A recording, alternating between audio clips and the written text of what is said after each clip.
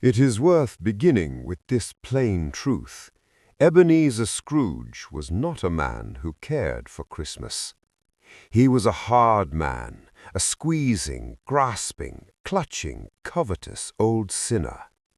The cold within him froze his old features, nipped his pointed nose, shriveled his cheek, stiffened his gait, made his eyes red, his thin lips blue, and spoke out shrewdly in his grating voice. No beggars implored him to bestow a trifle, no children asked him the time, no one ever stopped him for kindness or even for the simplest direction. But what did Scrooge care? It was the very thing he liked. The day had been dark and dreary, with fog and coal smoke swirling through the streets and hanging low. The sun gave little light, and the city seemed wrapped in gloom. Within his counting-house, Scrooge worked on, cold and solitary as ever. Two gentlemen came to the counting-house, seeking relief for the poor, that they might have warmth and food at Christmas. He asked whether there were no prisons, no workhouses, no laws to care for such people still in force. When told there were many who would rather die than enter them, Scrooge replied coldly, if they would rather die, they had better do it and decrease the surplus population. The gentleman departed, and Scrooge returned to his work, well satisfied. At last the hour came, and Scrooge left his counting-house, locking it behind him, and took his solitary way home through the darkened streets. The ancient tower of a church struck the hour from the fog above. Scrooge turned upon the sound with a scowl. "Bah!" he muttered. "Humbug!" He drew his key from his pocket, and, turning to the door, had scarcely done so when he saw it was not a knocker, but Marley's face. Marley's face. As Scrooge looked fixedly at this phenomenon, it was a knocker again. Scrooge said, "Humbug," and closed the door with a bang. He fastened the door and locked and double-locked himself in, which was not his custom. Thus secured against surprise, he took off his cravat, put on his dressing-gown and slippers, his nightcap, and sat down before the fire to take his gruel.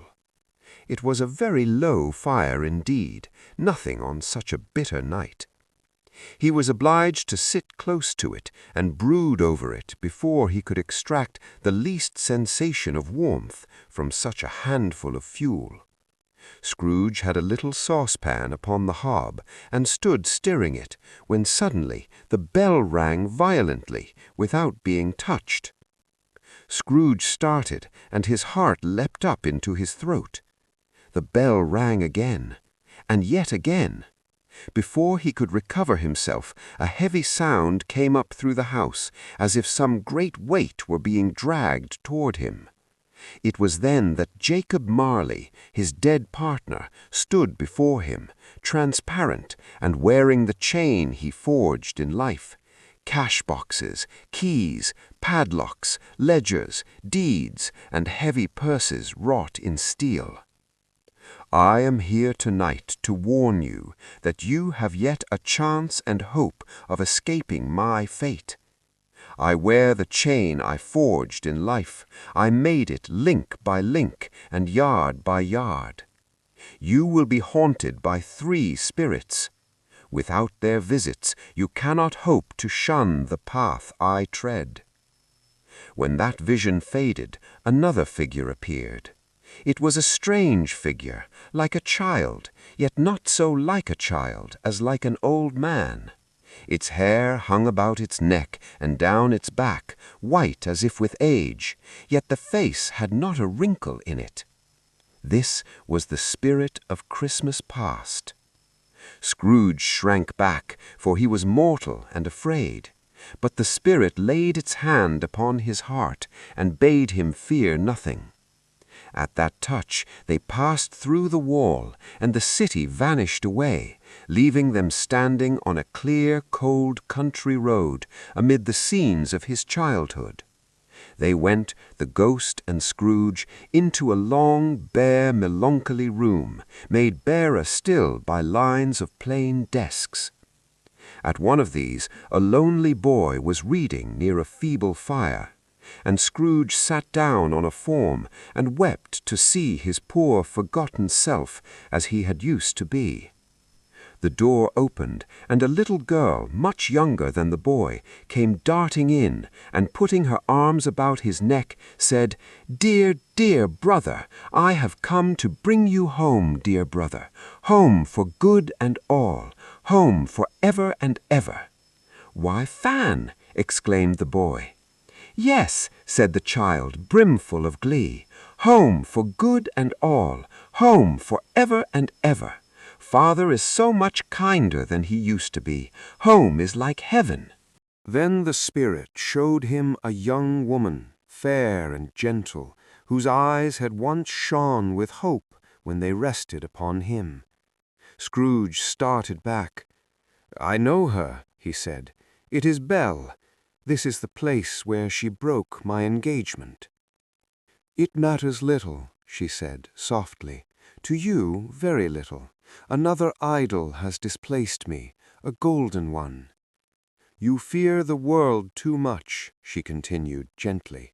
"All your other hopes have merged into the hope of being beyond its reproach. I have seen your nobler aspirations fall away, one by one, until gain became your master." He protested that he was not changed toward her. She shook her head.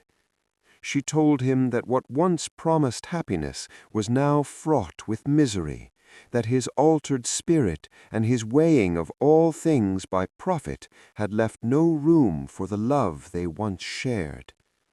"I release you," she said at last, "with a full heart, for the love of him you once were. May you be happy in the life you have chosen." Scrooge turned away, for the pain of what he had lost was sharper than the pain of what he had been. When these memories faded, another spirit drew near. It was clothed in one simple deep green robe, bordered with white fur.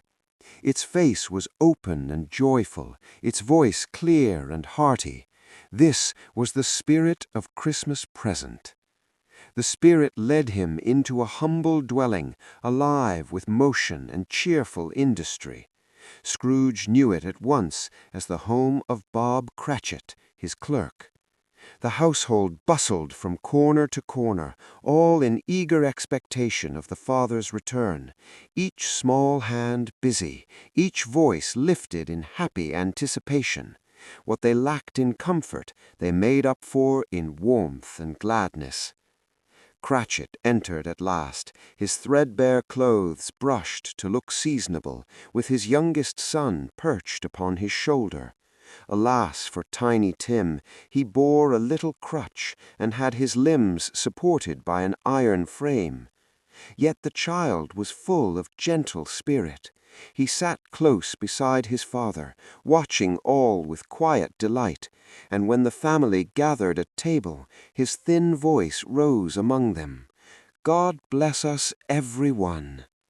The room seemed brighter for it.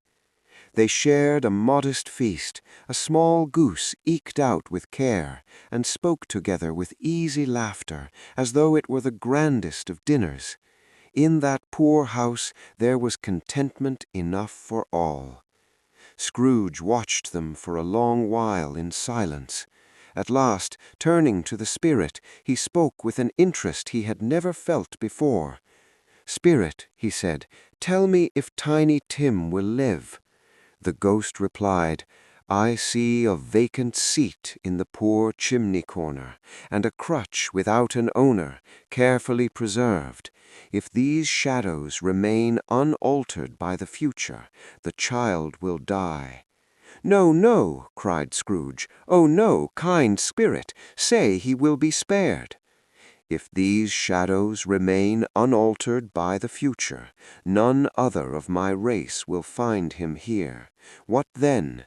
If he be like to die, he had better do it, and decrease the surplus population. Scrooge hung his head, for he knew his own words, and was filled with penitence and grief. The light that had surrounded the spirit grew faint, and the warmth of the scene fell away. A chill seemed to settle over him, deeper than the cold of any winter night. Then came another phantom, slowly, gravely, silently approaching. It was shrouded in a deep black garment, which concealed its head, its face, its form, and left nothing of it save one outstretched hand. "I fear you more than any spectre I have seen," said Scrooge, "but as I know your purpose is to do me good, and as I hope to live to be another man from what I was, I am prepared to bear your company, and do it with a thankful heart. Will you not speak to me?" It gave him no reply. The hand was pointed straight before them. The phantom moved away as it had come towards him. Scrooge followed in the shadow of its dress, which bore him up, he thought, and carried him along. They scarcely seemed to enter the city, for the city rather seemed to spring up about them and encompass them of its own act. But there they were, in the heart of it, amongst the merchants, who hurried up and down and chinked the money in their pockets, and conversed in groups, and looked at their watches, and trifled thoughtfully with their great gold seals, and so forth, as Scrooge had seen them often. They spoke of death with indifference, and of the dead only as matters of trade and gain. His name passed from mouth to mouth without sorrow, as if some trivial occurrence had taken place, and nothing more. The spirit led him through the darkened streets to a lonely churchyard. The night air lay heavy among the graves, and the stones rose pale and silent from the earth, neglected and uneven, as though forgotten by the living.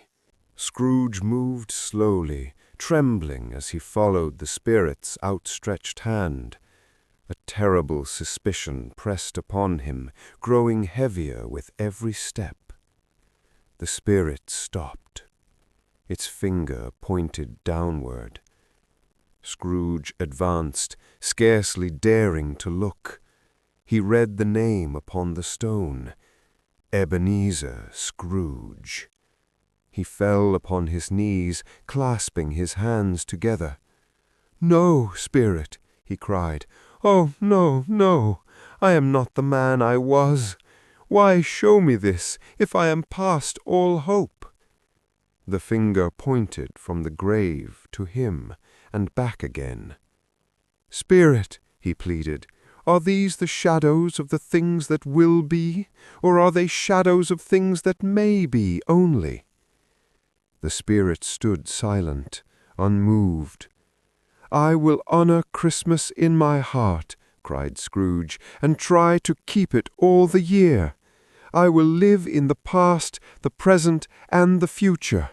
The spirits of all three shall strive within me. I will not shut out the lessons that they teach." He clutched at the spirit's robe. "Oh, tell me I may sponge away the writing on this stone." As he spoke, the figure before him began to change, its dark form shrinking and fading, until Scrooge found himself clinging to a bedpost. Yes, and the bedpost was his own. The bed was his own, the room was his own, and the best and happiest of all, the time before him was his own, to make amends in. "I will live in the past, the present, and the future," Scrooge cried, leaping from his bed. "The spirits of all three shall strive within me." He laughed and cried and laughed again, and had to stop for want of breath. He was so fluttered and so glowing with his good intentions that his broken voice would scarcely answer to his call. He dressed himself with all haste and ran to the window. "What's today?" cried Scrooge, calling downward to a boy in the street. "Today?" replied the boy. "Why, Christmas Day." "It's Christmas Day," said Scrooge to himself. "I haven't missed it." He sent the boy off to buy the prized turkey hanging in the poulterer's window, and bade him have it carried to Bob Cratchit's house with all speed and care. Then he set out himself, scattering kindness as he went. He laughed with the people he met, spoke with strangers, and wished them Merry Christmas with a hearty voice. And afterward he went to church and walked abroad among the crowds, observing how pleasant it was to be kindly spoken to. He became a second father to Tiny Tim, and was found as good a friend, as good a master, and as good a man as the good old city knew. And it was always said of him that he knew how to keep Christmas well, if any man alive possessed the knowledge.